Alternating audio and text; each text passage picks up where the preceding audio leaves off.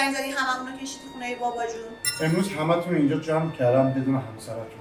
میخوام یه چیز مهمی بهتون بگم. میخوام اموال بابا رو بفروشم. سهم همتون رو دونه دونه به طور مساوی بینتون تقسیم کنم. مساوی؟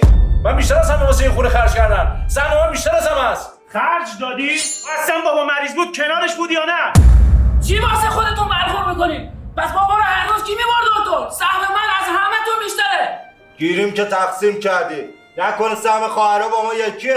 محمد چی میگی واسه خودت؟ انگار من و ملیکا واسه این خونه اصلا زحمت نکشیدیم. فکر نمی‌کردم بعد پدر مادرمون برادرام اینطوری به خاطر مال دنیا بیفتن به جون هم. حالا که اینطوریه داداش سهم ما خواهرام با داداشا یکیه. چی؟